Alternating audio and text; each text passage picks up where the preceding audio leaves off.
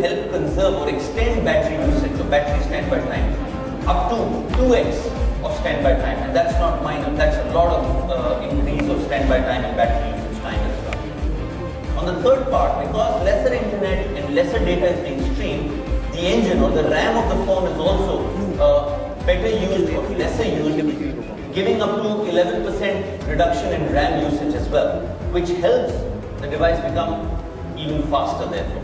So if you look at the whole feature collectively, the Ultra Data Saving Mode feature is really designed to help reduce the consumption of data on the one part and therefore the bills that come along with it. On the other part, the battery gets further enhanced, so also does the RAM. So it's a really powerful feature which will address once again certain key insights or key findings that we have continuously about consumers and their experiences using smartphones and using internet out here in India.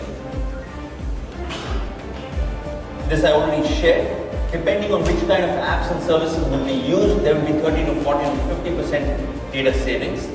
Let's look at the third dimension that we focused on in the Galaxy J2, and that's really about giving faster than the already fast 4G that consumers will come to experience from 4G networks. How is this going to be faster?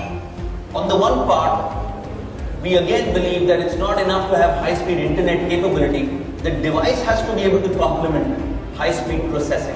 And towards that, we've ensured it's got a 1.3 GHz quad-core processor. It's an Exynos processor, which Exynos processors are also processors we use in our flagship and premium end of the devices. So it's a really powerful processor which is going to help better device handling of internet, apps, games, whatever may be getting used at that point. On the other part, there is another very important feature in this device, which is the download booster. Now the download booster really couples the 4G speed along with the Wi-Fi speed. So if we are in a public space like an office or a hotel or a shopping area or at home for that matter where we have Wi-Fi or access to Wi-Fi, if we switch on the download booster, it will simply couple the speeds of Wi-Fi along with the 4G present over there and give faster than both of them in their individual speeds would have given. So take for example, if there is 10 Mbps inside this room, 10 Mbps speed of 4G right now, and there is 10 Mbps of Wi-Fi also in the hotel, and we were to switch on download booster right now, it would give us not exactly 10 plus 10 equal to 20, but it would give us something like 10 plus 10 equal to 15 or 16 or 17 Mbps. That's a function of what kind of network and quality of signal prevails at that point in time. But the point therefore again being that whatever is the best 4G speed available at a point of time or Wi-Fi speed available at a point of time, by using download booster, you would get both of these to give you a far higher speed collectively. It's a really powerful feature, and from that standpoint, from our standpoint, there will be 4G devices and more 4G devices in the market. The Samsung 4G device, which is Galaxy J2, would easily be the fastest 4G device really out there at that point in time.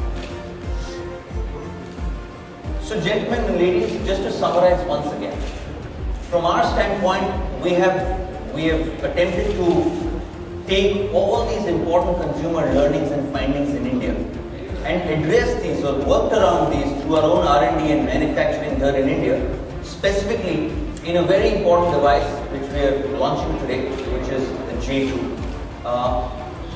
The features around UBS, download booster, the kind of display resolution we provided, and all these aspects I just described are really are set to address what consumers really are looking out here in India for. Having said this, I'd like to share certain other important aspects around this device. No doubt it's a slim device, but it's also encased in a chrome cladding as a rim all around. It comes with a faux leather finish as a back panel. Overall, it gives a very slim and a premium finish to the device. Some of the product features and specifications are that it works on a 4.7-inch QHD Super AMOLED display. As I mentioned, it's got a 1.3 GHz quad-core processor, Exynos processor. It's got a 1 GB RAM and an 8 GB ROM, which is upgradable to 128 GB using the memory card. It's got the USB on the go. It's got on the camera side a 5 megapixel shooter on the rear and a 2 megapixel camera on the front. It's got a 2000 milliampere battery, and very importantly it supports again a very key feature from our side, which is ultra power saving mode, which is a feature when a battery is running low on power down to the last 10 or 20%, by invoking this feature the device gets an added boost of usage time, talk time, standby time. Typically 4 to 5 hours of added boost time comes when the last 10% remain if we use this kind of feature. So very important feature to enhance the battery experience for consumers. And of course it's a 4G device and it works on Cat4 LTE technology. We are launching this in partnership with Airtel. Airtel partners with us on providing consumers free data as a double data offer. So any consumer or the existing data plan for consumer, Airtel would double that for the same cost. So if consumer is on a 1 GB plan. So you explained the technology and the devices are also expected to complement the 4G technology speed. With this, do you see the adoption levels slightly be faster, bigger in sub 10,000 and little above handsets category? What do you see as a general immediate trend in that?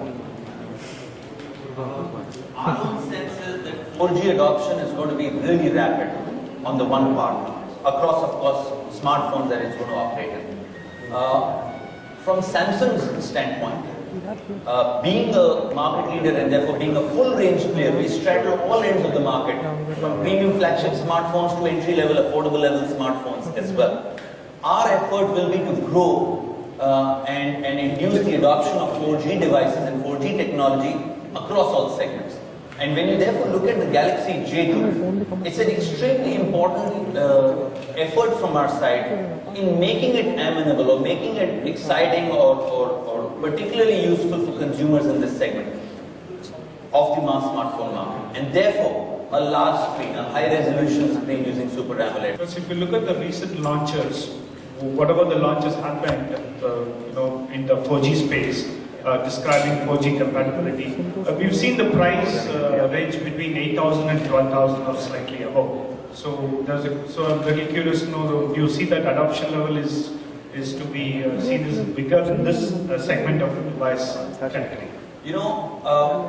Let's see how the prices move, but our belief at Samsung is, and which is what we really focus on, just 4G by itself is not what consumers would come to experience or ought to experience. Of course, 4G is the gateway of higher speed, but a commendable experience on 4G, and commendable experiences on 4G is when your device display, for example, helps you really enjoy that HD quality video which is coming uninterrupted thanks to 4G. What's the point of having an uninterrupted video which is on low quality resolution or low resolution?